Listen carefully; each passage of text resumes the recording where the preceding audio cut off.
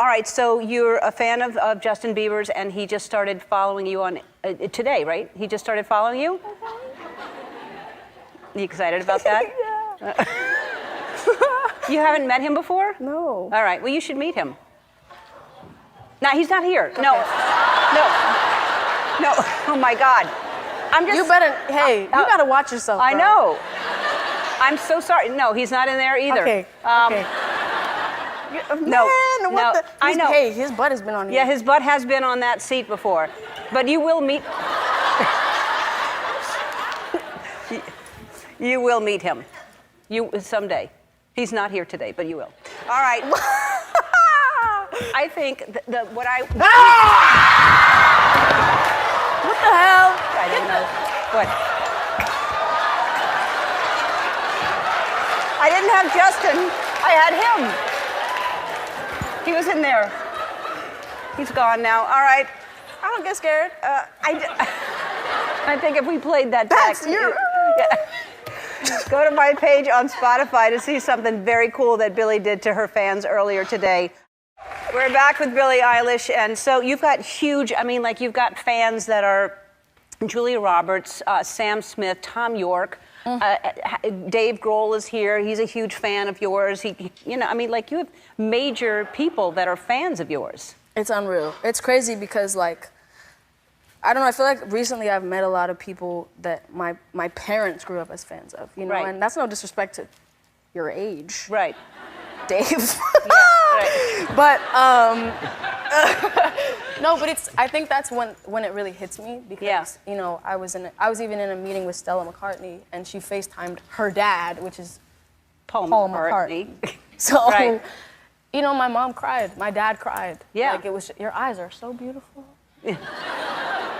Yeah, you. Oh, Yeah. I thought you were still telling a story. No. Your eyes are beautiful. Thank you. Yeah. Thank you. Yeah. All right. So is that who freaked you out the most? Is Paul McCartney? Do you think? Probably. I feel like probably. But in London, Sporty Spice came backstage. Oh. And Sporty Spice. That meant something to you. That did. Did you follow the Spice Girls? You're too young for that. Okay. Can I tell you something? Well, you're here. So. You might as well. When I was growing up, I would watch. Growing up, I'm 17. We would watch the Spice World. I watched that movie 40 times, and I thought it was a fictional movie about a group of girls who were in a group, and they sang, and I thought that was it. I was and then I remember seeing some Spice Girls, and I was like, oh my God, they're reenacting the movie. Yeah. Because I thought it was a fictional movie about some girls. Right. Called the Spice Girls. Right. It wasn't. No.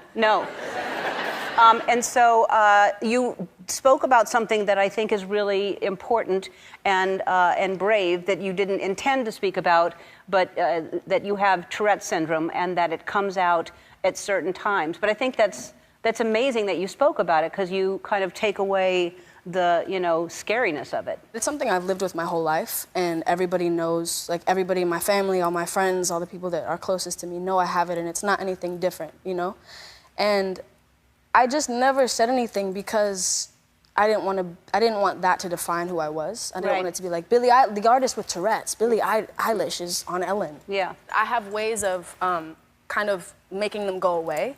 So if I'm on if it's an on-camera interview or whatever. That's what this is.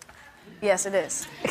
But normally, if it's a pre-taped thing, they cut out the questions. Right. And that's when I let them out. But then there was this one interview where they didn't tell me they weren't going to cut the questions out. So I'm sitting there answering the questions and then they start asking me a question, and I'm like, and then everyone's like, that's so funny. And they made a whole, there was tons of compilations this is so funny that Billie did this facial expression, when really it's just a bunch of ticks. Right. Well, no, I think like I said, I think it's a good thing that you because I'm sure a lot of people have that, and it's look at where you are and look at what you have accomplished, and you haven't let that even make you feel like there's something wrong with it, because it's not. It's just part of who you are. I think I also really learned that a lot of my fans have it. Yeah.